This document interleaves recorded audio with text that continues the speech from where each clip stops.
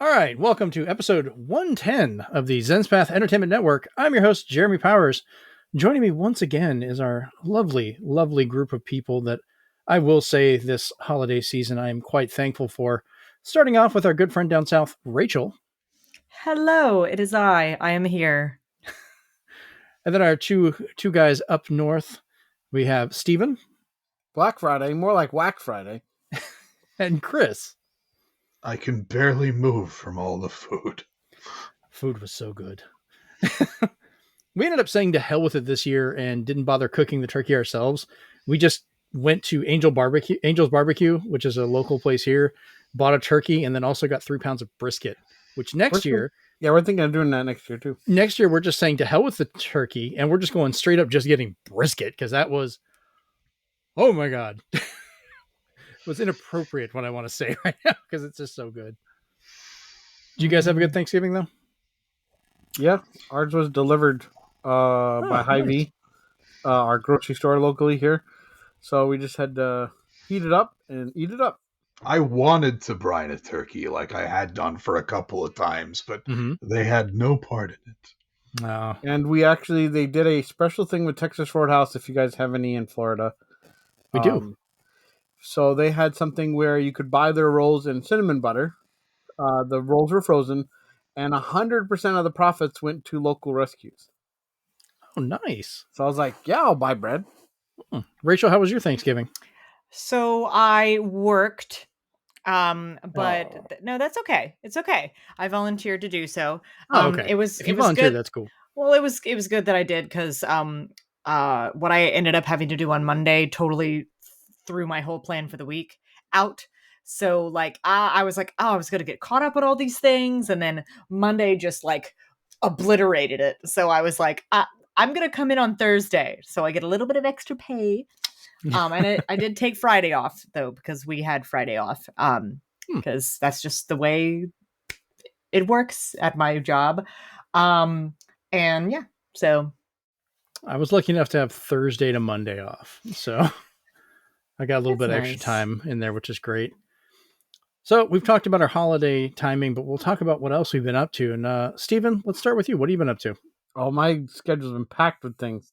I've been playing Backpack Hero, and when I have time, I put in some Backpack Hero, and then every once in a while, I sneak in just a little bit of Backpack Hero. So if you could recommend, never bug me about Persona again. I can. So should I play Persona or should I play Backpack more Hero? Than there's ports of Skyrim. Don't give me that. And I'm going to play it again. But you have not done anything. You wanted to play co-op. You wanted to be like, oh, let's play some co-op games. Let's get together. You have done nothing but stand hypnotized in front of your television, stuffing things into your little pixel indie game backpack for 2 days. You don't understand. It's Backpack Hero. Lord. Well, we're supposed to be playing some Dead Space 3 tonight, and we'll see if that becomes a Backpack Hero thing. After we record the show tonight, hopefully we'll jump into that a little bit more. All right. Well, Chris, what have you been up to? Well, I am trying to complete Super Mario RPG. I could never get all of the little hidden treasures around the area, but this time I'm 5 away, so I should be able to do it. Aside from that, I'm going through my Steam backlog and playing games that either I have not played in a long time or just did not at all. I never finished the Arkham series. I only played Arkham Asylum. Never played City. Never played Origins. Never played whatever the other one was. But people don't like that one. I liked Origins. You're going to hear people complain about it. I liked it. I thought it was a good story. I thought the people that took over the voice cast did a good job. So, yeah. Did people like that more or less than Arkham Knight? It kind of goes back and forth. You had some people that wanted to be purists that are like, oh, well, I have to have Conroy and Hamill to be Joker and Batman, or else I'm not going to play it. And they were not that for Origins, but I liked it. Yeah, it's kind of a retread of what they did for some of the other ones, but I thought it was a fun take on it with the earlier years of Batman. Knight goes a little heavy with the vehicle, but I liked it. I still had fun and enjoyed it. So as a person that absolutely loves Batman for my entire life, like I'm saying they're good. They're still fun to play. To hell Oh, with everybody hey, else. I'll take that into consideration. It's just so those two are always the ones that people complain about: Origins and Night. I have a lot of fun just going through because I even had fun with Gotham Knights. Like I even enjoyed playing through that and going through it. Which I love looking for little hidden references everywhere. Like you'll find posters for the Flying Graysons, or you'll find like little things hidden around the city that are just, you'll think they're just part of the background, but like, oh, well, this is a deep cut to this character. Or, you'll find ripped posters down in the subway for like Solomon Grundy when he was being shown off in like the 1800s, and a lot of really good deep And it's cuts.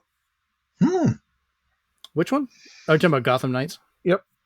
Gotham Knights is, I have that one on Xbox. I'm talking about for all the Arkham games like Origin and Knight and all that. You still find a lot of good hidden references. So Good to know. awesome. All right. So I see Rachel is sending me stuff here. Talking about a Vita TV, I'm guessing, which we'll look into. So we'll jump into that. Rachel, what have you been up to? I started streaming again. I've been talking about it for like weeks now that the spooky season has stopped, but Nice. I was still, of course, busy, but on the opposite end of the spectrum. It went from spooky times to I have to get up hella early for Christmas reasons. That I ended that, like that was over and done with a week from Monday, like a week and a half ago, almost 2 weeks ago. So I had to like kind of allow myself like a week to catch up, just mentally. But I started streaming Tales of Vesperia last night, and that was fun. Fun fact, the Steam edition of the definitive edition is not really, in fact, the definitive edition. Ooh. It doesn't feel like the definitive edition. It just feels like they just went, yes, the Xbox 360 edition. We're just going to pick that up and put it over there. That's what it felt like.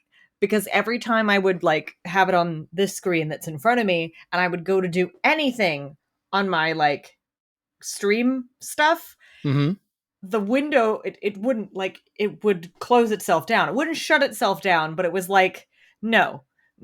And, sometimes older games did that. Same thing happened with any of the Lego games that I tried to stream, but they're older, of course. So if you try to play them in full screen, your computer just, it does, the streaming software doesn't like it. It's okay. It'll pick it up, but it just makes it very hard to do two things at once. Right. So there was that. So then I went about maneuvering my entire stream setup, and got my disc copy on my PS4 because I have it here, and I played up until the point that, just in my own time that morning as I was just dicking around, got up until the Hallour part, and then I was ready for the stream where I could, play it comfortably and not have to go, yes, I was a little farther back from my desk than I would have liked because I have to look up at this giant TV above me. But it was much better than playing on Steam, honestly. And I don't say that very often.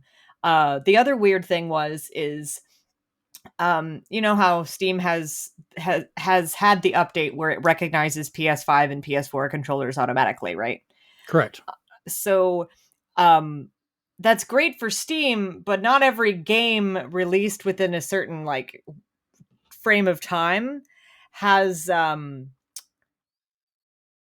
optimized itself for PlayStation controllers. So it's when you plug it in, Steam is like, oh yes, hi, yeah, we see that you have hooked up a DualSense controller, but unfortunately that game is not optimized for that controller, so you can play on it, but all of the like button commands and all of that for still Xbox, aren't they? It's still gonna come up as Xbox. Yeah, we're really sorry. Blame the publisher. As long as it works. Sometimes, it'll just say yeah, you're going to have to input Yeah. the stuff manually and hope for the best. Well, If you can do that. so it didn't even let you input it manually. So like when I was Manly. playing the game, like you know how on where the like letter buttons are, the letter buttons are on the Xbox controller, like Mhm. they're laid out in that pattern for PlayStation. So whereas if you played this game on PS4, PS5, whatever, they're a little different. So It's C3PO. that's yeah. So like it's like okay, these are how they're laid out for Xbox, but that's not necessarily how they would be laid out for PlayStation. It was very weird and it made me sad. So yeah, I don't get why half of the games on Steam just sometimes either one your streaming equipment won't pick it up. Doesn't matter whether it's um doesn't matter what program you use. Sometimes Mhm. it just won't. So I'm like, why? Why? Like, can you fix that? And they're like, no, not worth our time. And I'm like, oh, okay. And it's not Steam's fault. It's whoever developed the game. Like, if you I'm about to want, say each publisher would have to go Yeah, back in it's and a make those separate changes, publisher and it's a that's separate thing. And I'm just like, and I get that would be a lot of work, but I'm like, it's free advertising for your game. So every game that gets put onto, like, honestly, released digitally at this point just needs to be put on with that in mind. Because it's like, hey, the someone's. thing is though, the standard controllers that have been going for literally decades have been the lettered layout. That's why most of the time they Oh, just no, I was support talking about. those. I had moved on for that. I was Oh, just talking okay. about streaming software. Oh, So, my bad. yeah, it's okay. Yeah, then I have no idea about that one. Yeah, I don't know. I just think any game that you're going to I'm put out, behind. especially if it's on, like, whether it's on, the Microsoft Store, Epic Games, GOG, whatever you're going to put it on. You should put it on there with the frame of mind that someone might stream this. So make it, friendly for streaming programs, for capture programs. Oh, it depends. You got stuff like Persona that won't let you stream it because they'll block it on the devices. Particularly, you have to use an external one because some of the publishers just say, "Hey, you can't stream this, so we're going to block it." Oh, I know. And that's their prerogative, but Yeah, it's just one of those things that I'm like, why? Like, okay, people you don't want people to be spoiled? Okay, just tell people not to watch streams. Like, that's the common sense. If they're going to it watch a gets weird. stream, if I they're have going to no, watch I a have no stream, they idea. know they're going to be spoiled. Like, that's that's their choice. But anyway, um There's people that would still get upset. Like, how dare you? I came to watch this, and you told me the ending. Ah, yeah, I don't know, man. what? But I also finally got the three of the latent DS games that I was missing. Nice. So I got the original trilogy. I'm still missing Miracle Mask and Last Spectre. So if any of you see those, let me know. So a 3DS and a DS one. Gotcha. And then of course with that, because I am rebuilding my collection from years of either things getting lost or traded in or borrowed and mysteriously disappeared, whatever. Looking for any fun DS, 3DS, GameCube, PS2 games since especially GameCube and PS2, now that I have my my switcher, my multi-port switcher hooked up, it will allow me to stream a lot more things on Twitch. So anything fun. If you sent me your GameCube, I could do the modifications where you could have an entire library of that thing, have to be able to use the Game Boy Player without having to actually have the disc, have it run better, and do all kinds of fun stuff with it like I did mine. I'll have to show you that one. It doesn't even look different. It's great. Had I not traded in the one that was useless to me, I would have sent you that one. But that Oh one no, didn't you want to do this on the one with the digital out. Yeah, well, if I find another one with the digital out, I will be like, Jeremy. I was about to say, I just did it to mine. It still plays normally, but I have the option of the drive as well. I'll tell you about it later. Okay. It's a nice cool. one. Cool. Well, we'll keep that in then mind. we can suggest everything, including imports. We'll talk about that. I don't know how I'm gonna do that for my PS2. That's I did that too, actually. That's the only thing that I haven't hooked up yet because, like, I need the thing that allows me to hook it up to HDMI, but I haven't found one that is like, oh, it's very heavy, so you have to like nudge something underneath it so it doesn't break the port on your PS2. And I'm like, I'm sorry, what? I So, might be nice enough if I have an extra to donate a piece of equipment that you won't have to do that. And any console you can hook up, you can stream through HDMI. okay. It's He's called a so nice RetroTINK. to me. So nice. It's because you're friends. Yay. And I don't use my old RetroTINK 2X anymore, so why not? Aw. Okay. I cry now. But yeah, that's what I've been doing, just getting everything hooked up properly. Um I'm just having fun doing things here and there. You know what? Like either rebuilding my collection or just playing a game just for me, which is why I'm trying to get more DS stuff because I'm like, oh, I could bring this with me to work and play it on my lunch break. And if anyone like makes fun of me for it, I'll just glare at them. So It's retro by yeah. this point. Why not? It's cool to be Yeah. vintage.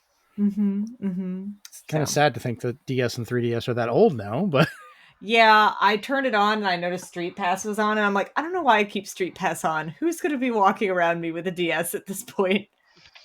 I need to travel with mine more often, see if I actually get anything. You know what's good for that? Conventions. Yeah, Yeah. or believe it or not, the theme parks, specifically Epcot. Um, well, it's got the Japan Pavilion, and I'm pretty sure a good portion of them still have their DSs. So, Nice. mm-hmm. Miss Badge Arcade. Me too. It was so good. So Put it on I Switch. loved all of the Street Pass games. I had every one of them, and I would I play them mean, religiously. you could still get to them, so you just can't really. We have so many. I could technically just Street Pass at my own house because we have so many 3DSs. I could just crank them all back up and make the kids play them again. But we'll see. But yeah, sorry, my thing was a little long, but Yeah, you're fine. So I'll go ahead and jump into what I've been up to. And starting off, I ended up getting back into playing Teenage Mutant Ninja Turtles: Shredder's Revenge. I had played through it on 360, and I'd gotten a hold of the Switch copy, but I haven't gotten the one with the DLC yet. And my friend Brent wanted us to play. He was like, "Yeah, let's hop on there and we'll play it again." So we go to hop on there. It's like, "Well, I'll go ahead and buy the DLC," and found out I had enough points that I got all the DLC for like $1. Oh, hey. So I was like, "Done. Let's do this." And found out I had never gone back to finish the Switch version because I'd played it all on Xbox. So we were going through and we're right at the end boss, and we're going to go back and try and finish that maybe tomorrow or later. But that was good to hop back into again. So if anyone else has that, we could use some co-op people. But beyond that, I finally rectified a terrible injustice in my wife's life and have introduced her to Predator. You son of a bitch. Gets with a chopper. get to the Dylan. chopper. But Dylan. she loved the fact that I knew the movie already so well, so she could, as she puts it, Mystery Science Theater 3000 as we're watching it, because we'll just make jokes. So she's talking about like, yeah, his hair's all slicked back with the mud, and I was like, "Get was a baba." Oh, I'm Christ. here. I'm here. Come on. Oh, it was great. But I am happy to say the 4K box set that I got with Predator, Predator 2, Predators, and The Predator, a lot of Predator, in 4K and in Blu-ray are really good transfers. So like I was really happy with how Predator turned out. I was a Now you little gotta worried. get Prey. I'm definitely getting Prey in 4K. That was fantastic. But I was a little worried because the opening of Predator, it's kind of grainy and that really bright, sunny, and it's like, oh no, like is this really bad? And I was like, no, that's just the ISO and how they did the camera during the day. Like when it gets later at night and it's not as bright, it looks phenomenal. So I was seeing like little details I'd never noticed before, and I've been watching this since I was a kid, so that was great. I went back and finished. I don't know if you guys ever watched the Doom Patrol show that's on Max. I watched the first couple. I watched part of the first season. I'm way behind. I finished it yesterday and I damn near cried. Like, I heard it was me. very emotional, and I'm just like, ugh. It was very well done. I have to say, like I think they nailed the landing on this one.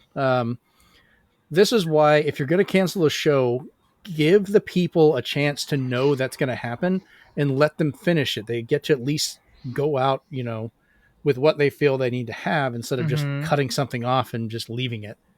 which happens way too often. So Yeah. Two of my Yeah. favorite shows. lots of them. So I will tip my hat to HBO Max on that one for allowing them to finish on their own terms. And Yeah, just that one though. yeah, that's pretty much it. Yeah. I'm like, they keep screwing up everything else. At least you got this right. Because Doom Patrol felt like a show that was done correctly, but it felt like it was going to get cut off at any moment. Like they were just going to be like, all right, cool. We're just going to end this. So I was happy to say that actually finished. The last thing is we're all aware that, what was it?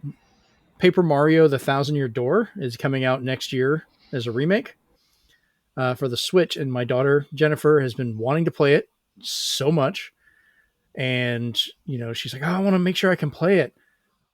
So I let her play on the GameCube of the original. So we sat here while she's running around playing the game on the TV after I reset everything back up. And it was kind of hilarious helping guide her through stuff as she's figuring out the battles. And that game is aged really well. Like it looks really nice on the TV still. But yeah, she's definitely going to be playing it, but it was kind of adorable just watching her play it, which is, just felt kind of weird. It's like, yeah, this old GameCube game, my kid's now playing it well before she was even alive. And yeah, You're playing retro. yeah, we're definitely retro. So yeah, it's been a pretty good spending of my time this weekend because I redid the entire entertainment center in the game room and hooked up all my old systems. So now at a moment's notice, I can play, we'll just shorten this up. Every Nintendo console is available. Every Nintendo portable is available to play except for the DS, 3DS, and Virtual Boy. I mean, on the TV. Like, obviously, I can break them out and play them, but every Sega system is out and available except for my Saturn. I'm working on that one right now, and my Sega CD. All my Xboxes, all my PlayStation systems, all of those are connected and running right now, which is great. So I've been diving back into my game collection, having some fun. Get that Sega CD hooked up. I'm trying to. The damn thing keeps blowing a fuse. Like it's aging out. I'm going to do a lot of work with it. For Steam Deck. Yeah. I know exactly which game you're wanting me to play too. And I swear when I get that, I will only play that while I'm streaming it with you. So you can just, point and laugh at me. No, I'm just going to be beaming. You're doing it wrong. That I get to experience somebody else playing it for the first time. Oh man. You're talking about Snatcher, right? Yeah. Of course. Think I'd be talking about that garbage game Panic? No. Panic was great. Excuse me. God. All right. Well, let's go ahead and jump over into the news. That works. Once again, I still have completely slagged off on actually getting the proper audio done. So we're just going to make sounds. All right. So first off this week, this is kind of like a big bit of news and also completely useless, but I wanted to talk about it anyways for fun. Nintendo has introduced an 18 plus Nintendo 64 app for Nintendo Switch Online only in Japan. And the reasoning for this is basically for the existence of GoldenEye and Jet Force Gemini. Because while here in America, both of those were rated T for teen, they're available on Nintendo Switch Online. Jet Force Gemini is coming out, I think, next month. A couple weeks, I think 2 weeks. Yeah, we're getting it pretty soon. I will say right now, probably skip this version, get the Rare Replay and play that one because they fixed the controls. It's so much better.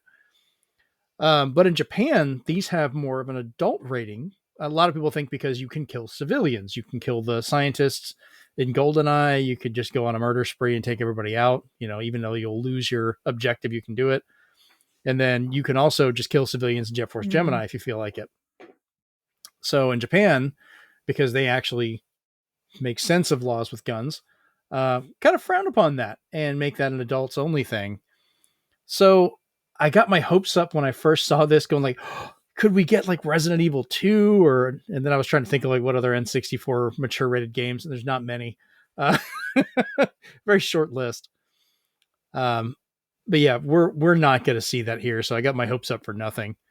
Do you guys have any thoughts on this one? Just out of curiosity, Steven, I know you probably had some stuff to say. Not really. It's just this is just one way that I think they can just easily, introduce more of the titles over in Japan, because obviously there wasn't a big marketing blitz for GoldenEye or Jet Force Gemini over there. There was not. Although Jet Force Gemini might appeal, it's a lot more colorful. True. GoldenEye is more like serious tone, but because you got to remember, over in Japan they had to have Capcom publish Grand Theft Auto. So, oh, that's right. I'm trying to think what other mature rated games, like there was BioFreaks, if anybody remembers that ridiculous fighting game. Like you got like Duke Nukem 64, you got Quake 64, Doom Conker's 64. Bad Fur Day. Oh yeah, definitely Conker's Bad Fur Day. Conker's Bad Fur Day is so mature that even the Xbox version is censored. It's like, come on. Yeah. That was a fun version. Thankfully, once again, if you get the rare replay, it's the original N64 version, but up-resed and completely uncut. So you get to have all that fun stuff back in there.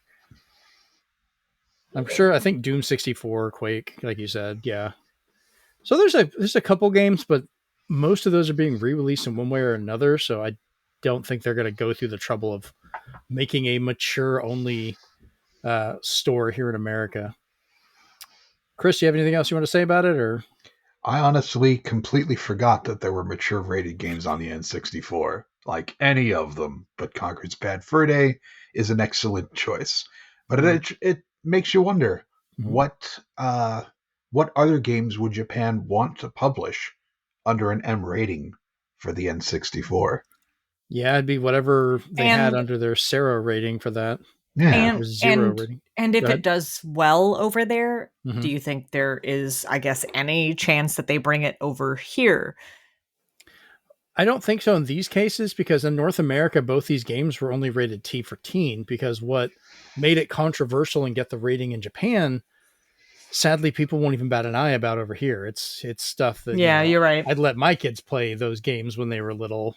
Jet Force Gemini never even dawned on me of being required for adults. What, let your kids play games? No. Doofus. I didn't know you could kill civilians in Jet Force Gemini. I had no idea. I didn't think about it either, but apparently you can from everything I've read. So I was like, okay. That was a weird one. All right, so other surprising bits that we've got coming up. Any of you guys play Assassin's Creed? I mean, I've played Assassin's Creed.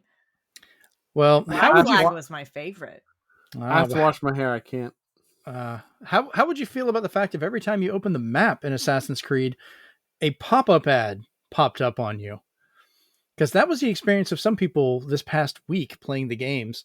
So Assassin's Creed players found a glitch that had a pop-up show up whenever they had access to the map in any of their copies of Assassin's Creed Mirage, or at least it was other Assassin's Creeds advertising for Mirage.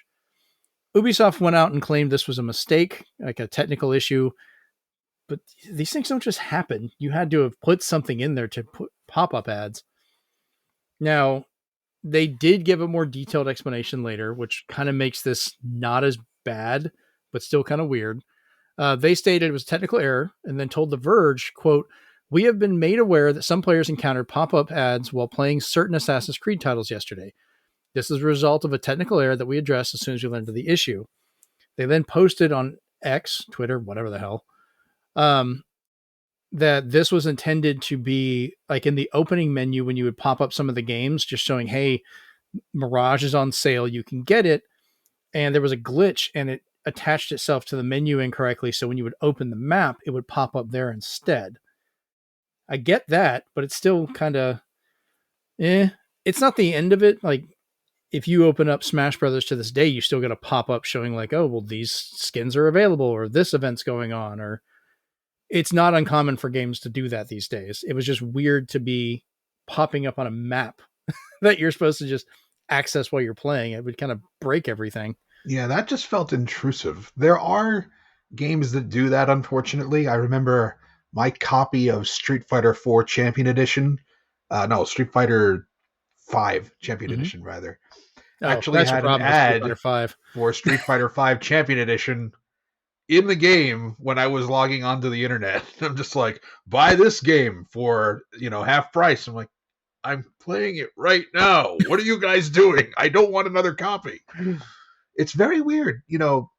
I think it depends on when these ads happen.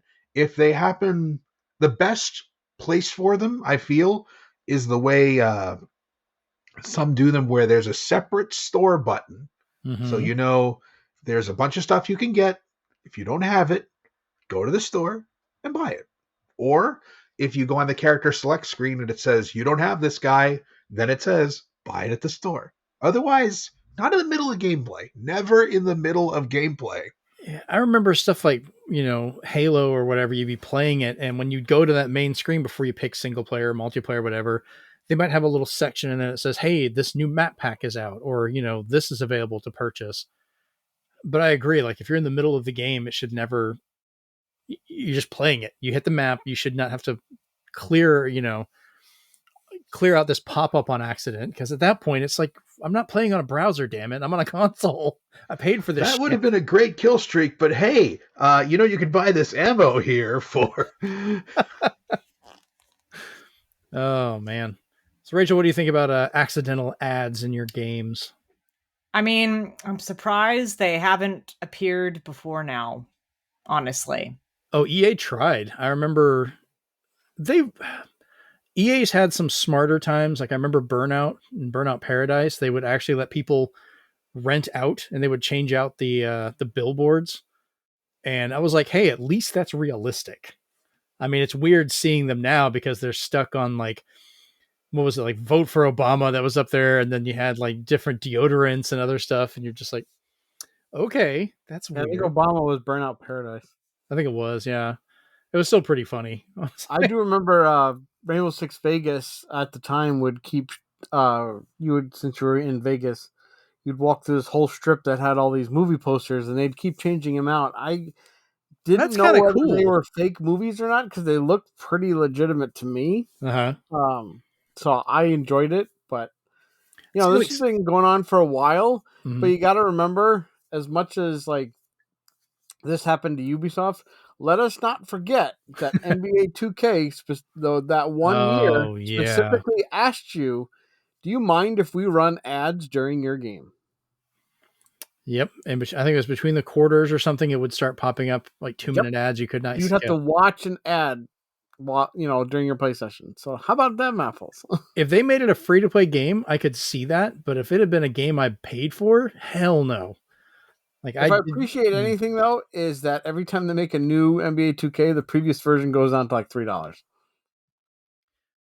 See, I would get like if they would maintain support for online and that's how they were doing it was through ads, then okay, I understand why you're doing that, but yeah, I don't know. It just I don't be a tremendous trade-off. Like we'll keep your servers going if we can run ads. I'd be like, bring on the ads. That'd be a fair trade-off, I think. Like you should get something in return, not just, hey, I bought this game, I'm playing it single player, you're gonna watch an ad. Like you're not helping me. You're making money off of me on something I've already given you money for. But yeah, I'm used to the ads because I played a lot of the Division where they would tell you about all the DLC. Just like Christian said, whether you own it already or not, they tell you about it. They tell you a new season started. They would say these are now available in the shop. And it was just like dismiss. So it wasn't too bad. They haven't gotten mobile crazy yet. Oh God, I hope not. Where they hide the exit button. Yeah, no, I think at that point I'd be pretty much done with some of the games. I know that's kind of what happened with, was it Crash Team Racing? I remember getting into an argument with people on Twitter about like that. They were attacking me on that one because I was like, yeah, they had done the review. Oh, there's no microtransactions. These ads aren't in there. And then after the reviews went out, they forced an update and added the store in and added all this stuff into it. And I was like, this is absolute garbage. Like I bought it. I'm not playing this anymore because I had purchased this game under the faith, hey, this is good. And then I said Mario Kart was better because it didn't do that stuff. And people got all upset, which, it's the internet. And I kind of reveled and laughed at how much I'd pissed people off with that one. Hey, Chocobo GP for Switch now is amazing because they removed all the microtransactions. So now it's just a comparable Mario Kart clone and it's fun. Okay. Maybe I'll have to actually look that one up because I completely avoided it for that exact reason. It's got all your favorite Final Fantasy tunes cutified, and then you have all your little chibi versions of characters. So I loved it. Now that Okay. they were just like, I was we're like, sorry, Rachel and enters the chat. we removed all the microtransactions and just said, enjoy the story, enjoy playing the game, and unlocking characters that way. And I was like, that's awesome. Okay, now I'll have to try Chocobo Racing. I was like, I knew a she'd be lot in. of people just said, nope, not gonna. Like, apparently it was supposed to be pretty decent, but then they just steamrolled you all that stuff. And Now it's available with no ads. yeah, People like it again. and even physical is cheap. I think I got mine for $20 imported. So I was like, oof, it's good. May have to look that up. All right, so this next little bit of story I wanted to talk about is just kind of a weird one. I just wanted to get you guys' thoughts on this one. It's not so much a story, but just seeing it. But have any of you heard of this whole trend online of people complaining about the Xbox tax? No, just the Switch tax. Right. So the Xbox tax, people are complaining, saying stuff like with the Game Awards that are coming up, how Starfield was not nominated for anything, or certain reviews for Xbox copies of games have been kind of given lower scores and so forth. And I'm here to say pretty much there is no Xbox tax, as everyone's saying. Is there an actual PlayStation bias for some of the reviewers? Yeah, we've seen that. That's been there for certain things, but it's also kind of, this is on Microsoft to fix that themselves, not everybody else. So Destin Legary has been getting the worst of it for a lot of this stuff. People going after him because he's been talking about this, talking about the stuff with, Microsoft themselves saying, hey, we lost the console generation and so forth. And they're like, oh, it's just because you're being biased.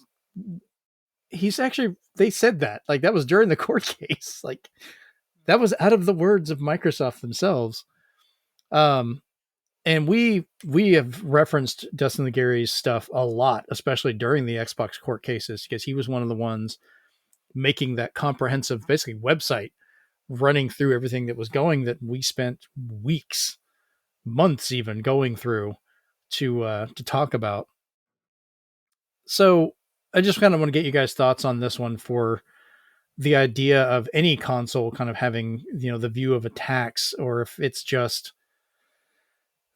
PlayStation being the more popular in a lot of people's minds. So that kind of tends to be where people go, and it's on Microsoft to fix that. So Steven, you want to say something first? I just think Xbox has had a rough everything. Mm-hmm.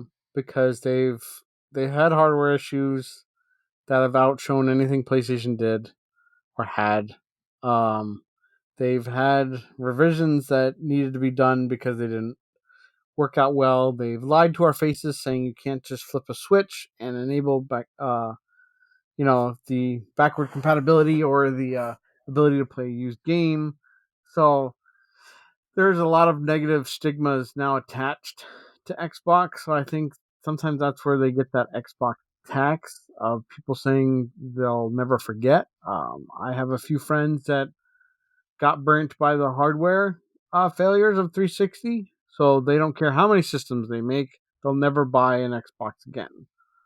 So there definitely is a lot of ammunition to create this mythical Xbox tax, and I think it's mostly because people have a bad taste in their mouth about their experiences, and I think it's more that it was taxing on them is where they probably came up with that. Not sure on that one, but Chris, you got any thoughts? My thoughts are, I can't play KI 1 and 2 on my PC, and my Game Pass is still broken. So Holy shit. I'm not going to be part of this because I am very biased. I'm going to send a ticket to Microsoft tomorrow. And They didn't fix this crap. They are taxing me. Microsoft is taxing hell me. No. Ooh, picked a bad time to ask Chris. But it's honest. I mean, they're screwing it up. Rachel, what about you? I don't play Xbox. I have a PC, and everyone's like, you should get Game Pass because you'll get so many free games to your PC. And I go, okay, but what am I going to play? And then they were like, and then I'm like, are you going to play something with me? And then I'm like, is that because I could just play all the other games? Like, Power Wash Simulator. That's it. I know That's a all, lot of the RPGs are being brought over to that. Yeah, for that's Game Pass and stuff. So I don't have an opinion. fair enough. Like I said, I just thought it'd be kind of an interesting one to bring up just because I keep seeing that as kind of going roundabout with people complaining or saying stuff.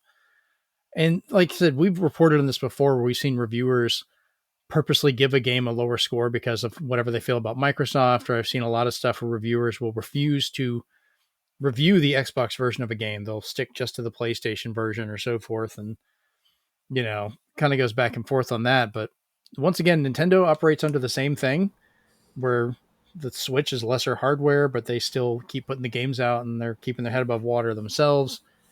Microsoft just needs to get their shit together and work on that. The only thing they can really do is to do that. And also fix Chris's Game Pass, damn it. Come on.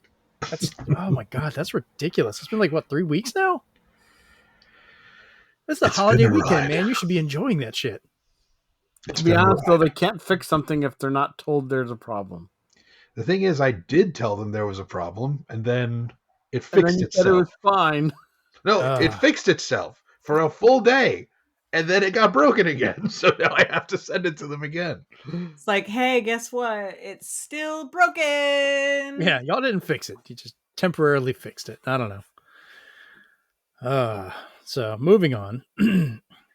So our next one here, we'd reported on this a little bit prior, but he's been asked about this again and kind of made a final statement. I just wanted to kind of bring this up. So we talked about Batman from the Arkham games and all that stuff earlier. Joker was always voiced by Mark Hamill for most of those, including for the Batman animated series and a lot of other ones. He's still my Joker for a lot of stuff growing up. But he has reiterated once more his feeling that he will no longer voice the Joker without Kevin Conroy's Batman, because he keeps being asked, is he going to come back? Why aren't you doing the voice? And I like the statement that he made. And I just kind of want to bring this one up of Hamill. He stated, without Batman, crime has no punchline, for why he no longer wants to voice the Joker. And I kind of get that. Like, I understand he created that character. Both of them created their characters together. Especially if you've ever gone, have any of you seen the behind the scenes where they're just recording for how nuts those guys got? Like, Hamill gets into it. That man's terrifying. Funny thing, that's actually a line from Batman the Animated Series, where a low-level criminal was thought to have killed Batman, and Joker holds a mock funeral. He got that line from there. Yep, I remember that episode too. So, yeah, once again, sad that Kevin Conroy is no longer with us. I'm kind of hoping they just quietly cancel the Suicide Squad game, because that should not be the last thing his voice is in. Oh no, they're running vignettes on every character. So it is going on stronger than ever before. That game is going to crash so hard. So. Oh yeah, it's coming out in February. It's going to burn. Oh, it's... I hope it does well enough to, because, whatever money it generates, because that's his last performance, right? Yeah, it'll go to voicing it. If he gets any revenue out of it, it goes to his estate, and hopefully he has something set up with, whatever he earns from Batman with residuals. I just don't think voice actors have that in their contracts.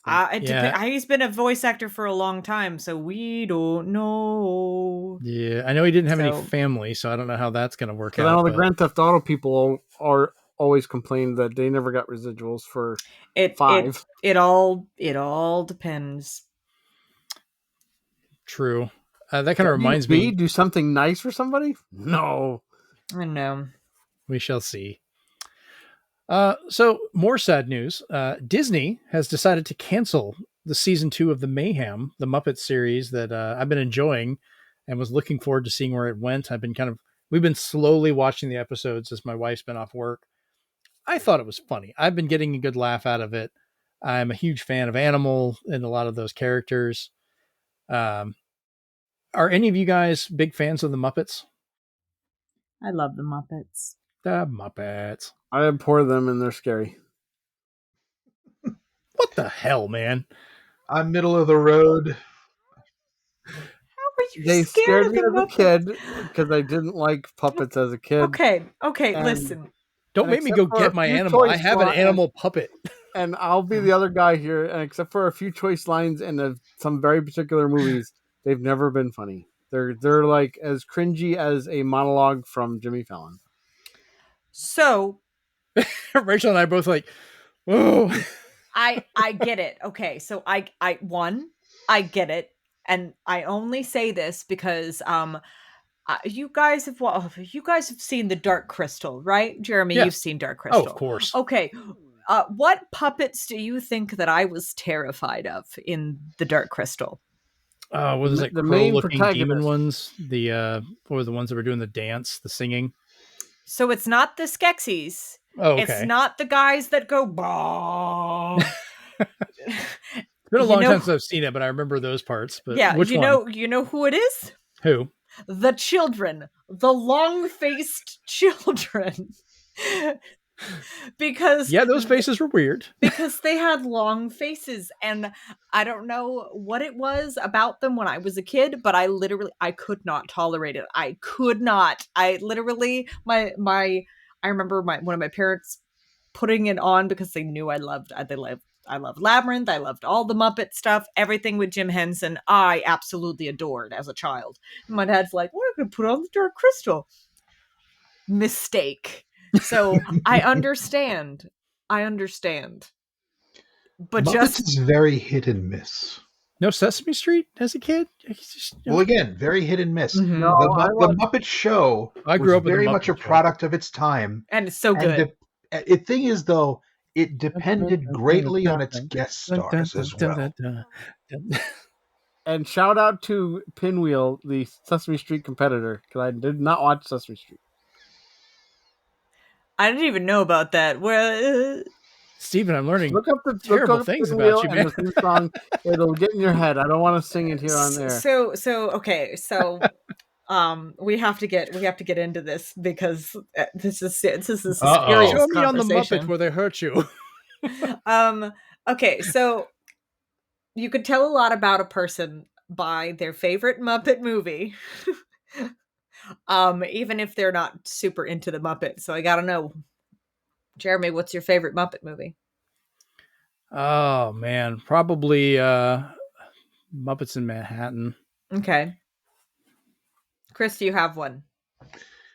I would probably go with Muppet Christmas Carol, if only That's because good. Gonzo was the narrator. Stephen, Treasure Island's close. Oh yeah, I will give you at least my wife's answer, and that is the restored with the original songs back in Muppet Christmas. So mine is also Muppet Christmas Carol with the original "When Love Is Gone" thing in the right place, followed closely by Muppet Treasure Island. So nice. The only reason why Muppet Christmas Carol falls above Muppet Treasure Island is because I saw it first. And that's it. See, I grew up watching like the original Muppet Show as it aired and everything. I still have the seasons of that one on DVD. Like I said, I still have one of the original animal Muppet puppets that we have because my aunt always had that one and we'd play with it and do weird voices and stuff. But all the Sesame Street characters are technically Muppets. Yeah, technically, no, they are. Yeah. So Kermit started over with them before he moved over to that. Yes, he did. And I will say, Sesame Street's all right. There's some really good like skits and sequences and parts of Sesame Street. I did not grow up watching Sesame Street. I watched half a dozen other things. I watched Sesame Street. But I remember actually me as an adult, a friend of mine goes, "Rachel, you have to watch this." And I go, "What?" And this was at a time where Sesame Street was doing like little parodies of popular adult this is TV. Yeah, Twilight, that was isn't a it? big thing for a while. This is not the And Twilight Saga, is it? no, it's still vampires. It's true. I'm gonna say they've been mud. doing parodies forever. Like that's where They're- Muppet Babies was doing that a lot of stuff. and They did a parody sequence on True Blood and they called it True Mud. I'm not even joking. And I'm not even surprised. and one of my friends sent me this and I literally was like, okay. Clearly this is for everyone's mom and dad that are watching. But wow, I did not expect him to do that. But that just goes to show that Muppet things can do crazy things and still be kept on the air. So that's why I'm like, why did they cancel Mayhem? So I don't know. So I do I'll have ask. a theory, and you Oh, kind of broke for it it. a little bit, Rachel. mhm. But I think people that didn't grow up with the Muppets think they're scary. Really? Okay.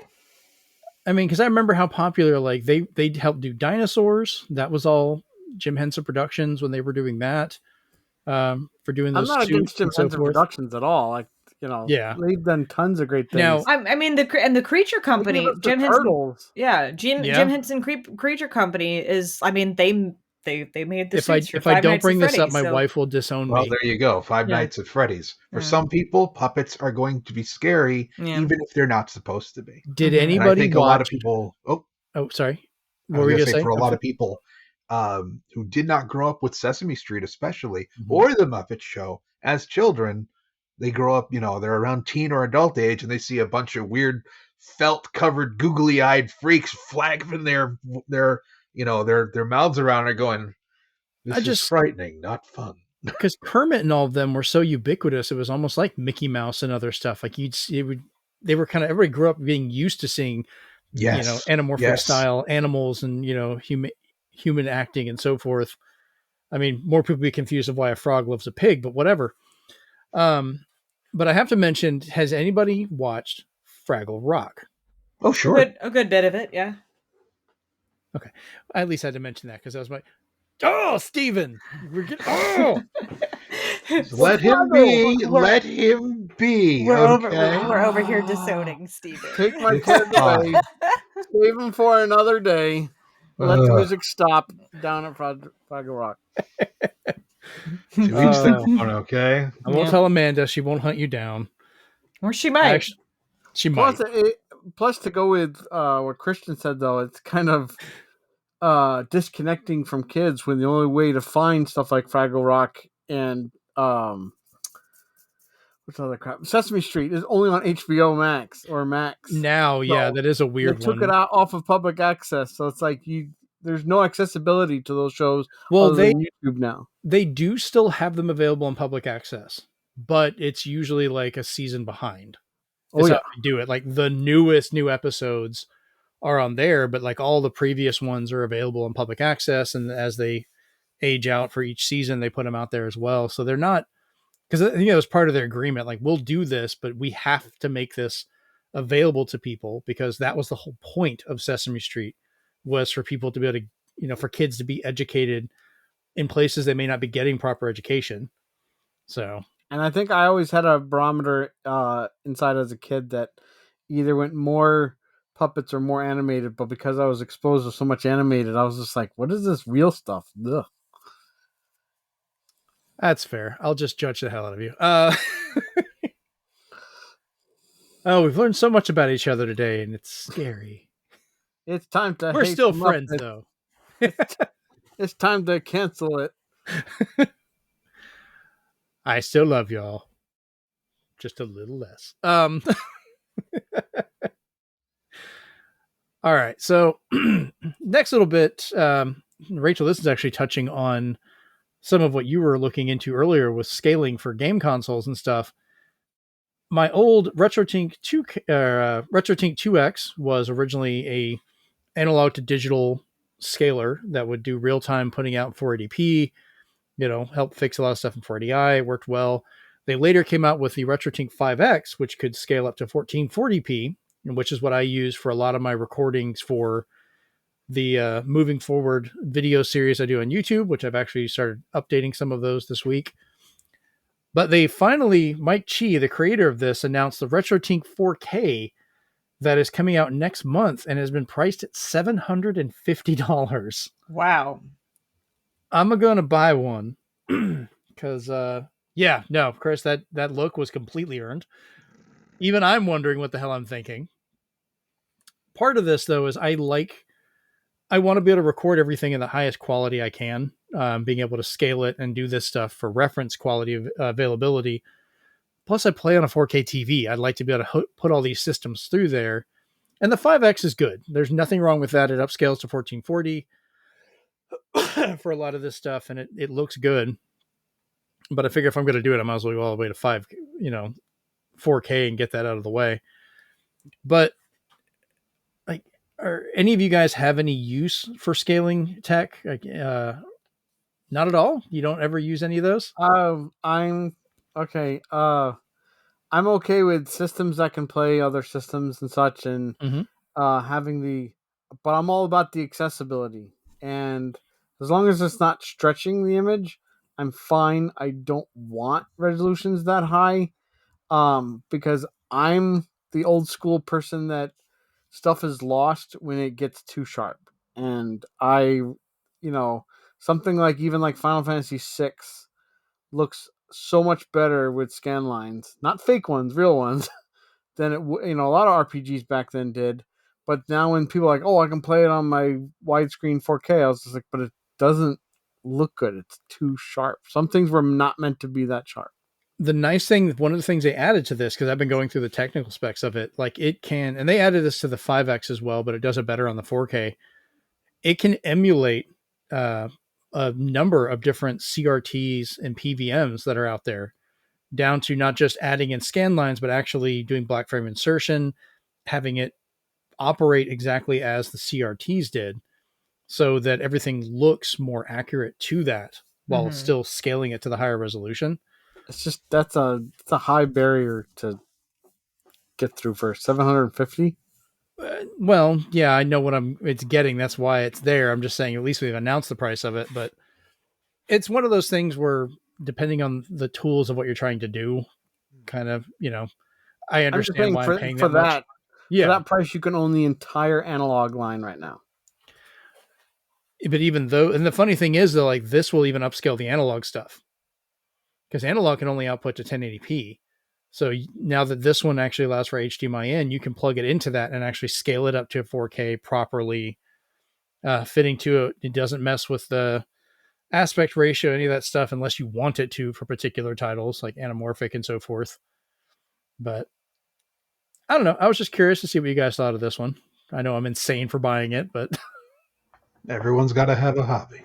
That Grimrock figure is going to cry that it'll never be bought. Oh, the Grimlock? Yeah, no. Yeah, that Grimlock is nice, but that's a lot of money for $1,000. At least this one I'm going to get function out of it. And Rachel, I know you're probably thinking I'm insane as well, but your thoughts on this at all? Or have you even heard of this hardware at all? I mean, I've heard of the RetroTINK because remember when I was getting the GameCube one, the HDMI. Oh yeah, I talked to you about that one. Yeah, you talked to me about the RetroTINK, and I was like, because I had no use for it at that point. I didn't have a lot of space to hook up all of this stuff, and all my things were in different rooms, and I was like, nah. I mean, it's useful.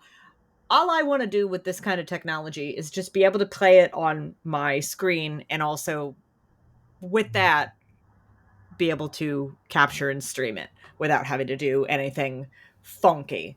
So yeah, and I don't think you would need anything of this caliber for a lot of that anyways, which I understand that. And I'm not trying to say like, oh, you have to have this. Like, yeah, I know it's excessive, but I know for the level of what I'm wanting to do, I do need something like this. Oh yeah. But for just normal use, I've been using the RetroTINK 5X and even the 2X for years now, and they're great for a lot of that stuff. This is like my camera. A lot of people will just go do photography with a cell phone and they're perfectly happy with it. and then I'm the idiot running around with $4,000 camera because I really want that good quality, and for how I take my photos and what I do, like the equipment and the value of it is worth it to me. What were you gonna say? No, you got it. Okay. I didn't mean I'm to bad. tired. No, I'm tired. All right, so we've been doing this for a little bit recently, and somebody added in a big question prequel. So we're having a pre question. So, what is the best deal you found during Black Friday or at a small business? Which I'll be the first to say, I actually didn't. We quit going out for Black Friday, so I've bought nothing for this. Not even a small business store, though? It doesn't have to be Black Friday. There's not really that many around here, sadly. I mean, so I haven't really gone to any of them right now. We've kind of just chilled out for this weekend. But, Steven, if you want to go ahead and go and see what you've got. So, the biggest one I have is actually pretty current. And I'll make sure to give them quite the shout out as well. But shout outs to videogamesplus.ca because this website came to me this year with people just talking about how they were very good. They got their games out. Everybody was showing them off. And they're a Canadian site, but they ship to the US. However, during this Black Friday where everybody's promising 15% off and a $5 gift card when you spend $100 or some bad deals out there. Good Guy Video Games Plus went into their warehouse and basically found all these old 3DS RPGs, and I mean the Persona games, the Shin Megami Tensei games, Radiant Historia, and then they found DS games from Square Enix. The list goes on and on. You can check their X or even Facebook, and they could have easily tried to sell them for what they're going for now on the secondhand market. But they're brand new copies as well. They decided, no, we're not only are we going to give you what they originally sold for, we're also going to discount them for Black Friday. I'm looking at it right now, and I'm like, holy crap. So the games they offered and at a discount were unreal. Oh, and they're what was the site again? They're still offering it. That's the thing. They're still there. What was the website again? Videogamesplus.ca. There are still 2 pages worth of stuff right now. They have so many exclusives. I actually bought Terminator Resistance Complete Edition that I could only find through them, which is the full game plus all the extra content. So I said, you know what? You're getting all my money. I will get that and RoboCop Rogue City from you. So I have like the best of the action series on my Xbox. But like there's still some stuff that's still there. Like a lot of it is sold out, but there's still some stuff that's still there. And that's just in the sales. They hinted that a Cyber Monday deal is coming, which, has my, mouse clicker like ready to go. Because again, like we're used to Black Friday being like you punch somebody in the face for a 90% off a TV, or they're suddenly Best Buy discounts all their games to like $10. No, this was just taking something from like the rarities all over the place of all the different systems, even giving PS3 and 3DS was their best seller because they just, said, we got all these games, but we're going to sell them at lower than MSRP. So I was just like, man, even though I didn't get the games because they sold out in 30 seconds, I was so happy that they were offering them. Well, this is good to know for next time then. Yeah, and I mean, they do still have like some stuff that's not on sale too, like really weird stuff too that I'm looking at. Yeah, another thing I will let you know is just like, because it's really hard to keep track of the multitude of companies making their own Switch games and publishing them, like releasing ones in physical form, they are kind of the best hub for that because what people don't know is people like Limited Run, they have to order in certain quantities. So if somebody say was getting Alien Isolation on Switch and they had 1,001 pre-orders, Limited Run that now has to order 2,000 copies of that game. So how do they pan off the rest of 999? these websites get it, and this one has a specific section for every single physical site. People from Red Art Games, Limited Run. So it is like, for me, it's like now the hub I do for my video game shopping. It's incredible. I had Nice. no idea about this, so now I'm just having fun And looking. you got to remember the Canadian dollar is not as good as the US dollar, so those prices are usually $10 lower than what you see. Plus, they do free shipping, and it's in a box, not an envelope. Amazon, so it's like Merry Christmas. Nice. Okay. Awesome. Chris, what about you? Oh, well, obviously I can't top that. But sponsor us, VGP. But yeah, seriously, reach out to me. We'll talk about you. yeah, I only bought, aside from getting, gifts for people, I did find a pretty decent Black Friday thing for some podcasting equipment. I got a Nice. nice group of things: a new microphone, a stand, the audio editing thing, and editing software. And with luck, I'm going to be hooking it up on Monday, and it should be ready for the next podcast. Very Because nice. I have been complained at that my voice is far too loud in this complained? podcast. Steve. Apparently, I hurt his ears when I talk. And in the podcast, it's worse than usual. So,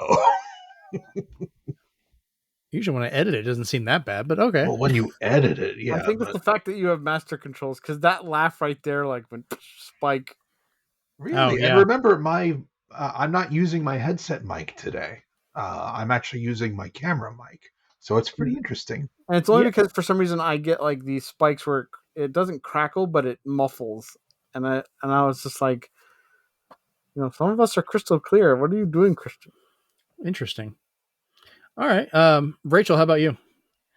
I didn't really do any Black Friday shopping, so I didn't really find anything because I didn't shop. I just kind of sat at home, and yeah, I didn't do anything. I mean, I did get when I got my 3 Layton games, it was buy 2 get 1 free on DS pre-owned stuff at the retro game store that I went to. So, and because I had traded in something, I got a gift card, and I didn't really pay anything out of pocket for it. So that's all I did.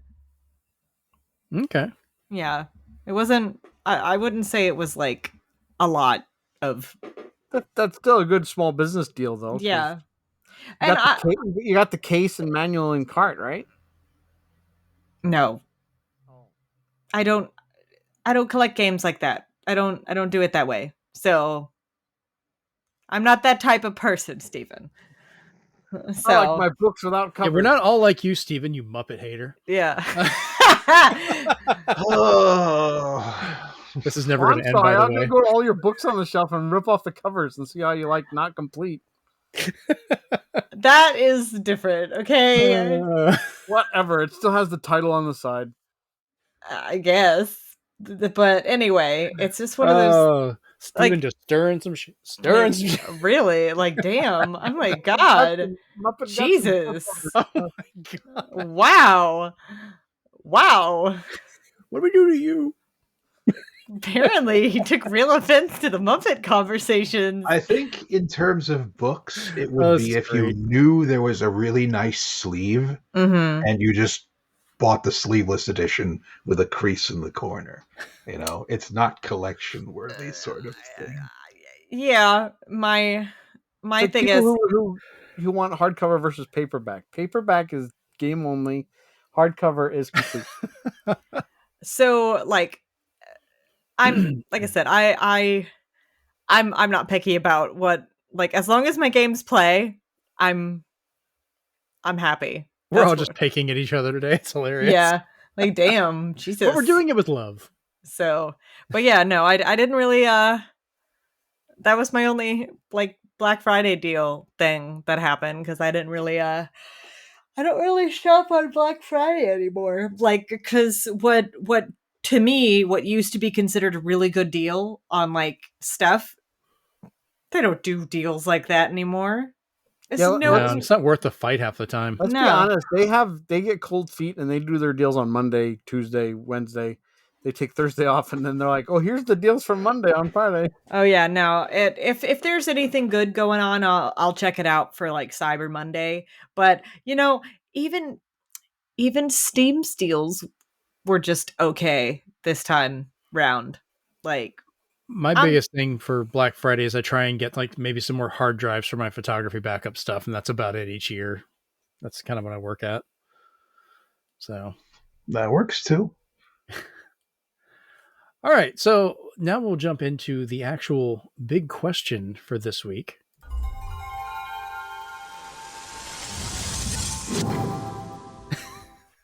I only do that just because I love seeing Chris dance with it. It's funny. So it just delights me. right, it's fantastic.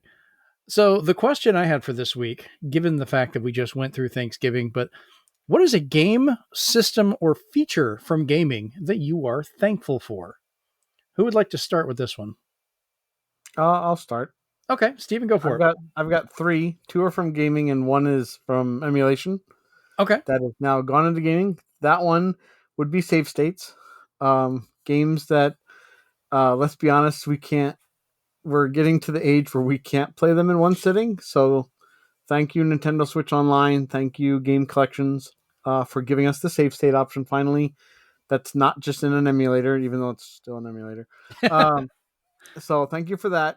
But features in games that I'm appreciating a lot, especially when it's trial and error, is skippable cutscenes after the first viewing. Fine, but especially being able to stop the voice acting sometimes when you accidentally either are talking to an NPC that doesn't matter, or if you're just talking to them to see if they're gonna give you a quest. Mm-hmm. I love being able to just shut them up and then skip through all their dialogue. There's too many games that are like, we paid these voice actors, you're going to listen to every line. Every syllable. Oh, Lord. All right. Chris, how about you? What part are you thankful for? I would say, I'm actually thankful for the indie craze. Essentially, the fact that indies have become this whole thing ever since Undertale, ever since Shovel Knight.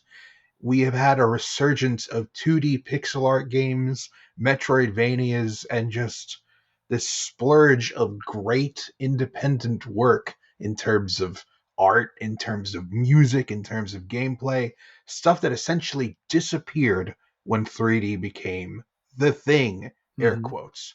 So the indie scene is something that I will always be thankful for. Okay. Rachel, how about you? What are you thankful for gaming?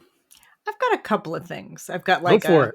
I'm grateful for the resurgence in RPG and JRPGs There you go. because those are primarily what I play is like single player adventure type stuff, which for a while I would get maybe like 1, maybe 2 games a year um of that, and sometimes they were good and great and sometimes they were not.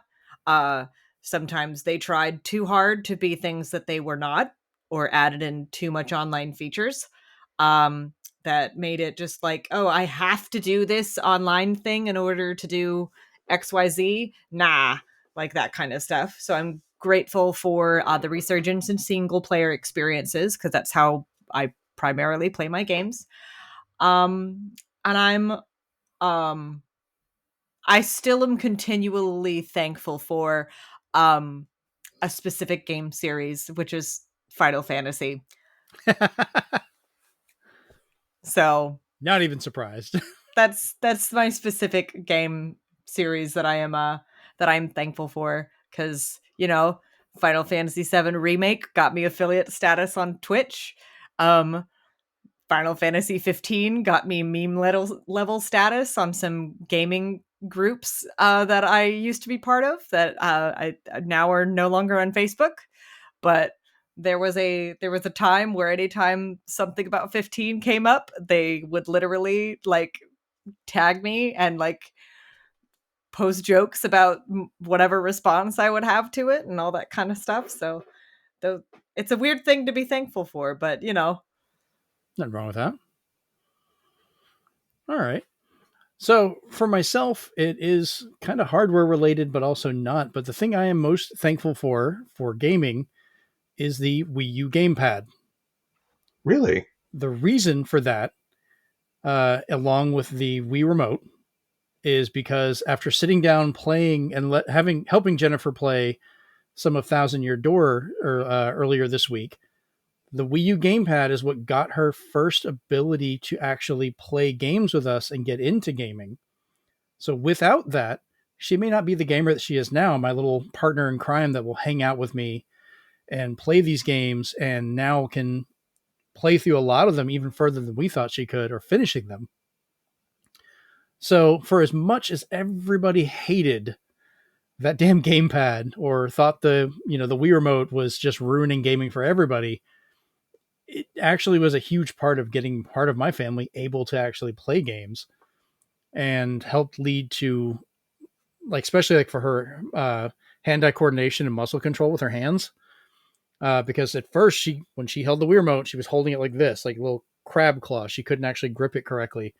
Now she'll pick up any controller. She'll handle it properly. She's playing it, doing all this stuff, all because she built up from doing that. And then the gamepad itself, because she couldn't see the TV, could get down there and put her face in that thing and play while we all played and play together. And she has not stopped since. But on a personal thing for myself, I'd have to be thankful for the fact of online co-op play. Be it playing Ninja Turtles with Brent earlier this week or the ridiculous misadventures of Steven and I playing Dead Space 3, is you see people in parties and I'm going, what the hell are you talking about? There's nothing here. Don't forget our tantrums on the elevator. Oh, that was great. Yeah, throwing a fit, beating the crap out of stuff. The times, Rachel, you and I would play Sea of Thieves, which I need to get back on there so we could do it. Yes. But it's how I actually get to reach out and play with my friends, which I can't do as much anymore because a lot of them have moved away. So it's just, me here. So that is the stuff gaming related I was thankful for.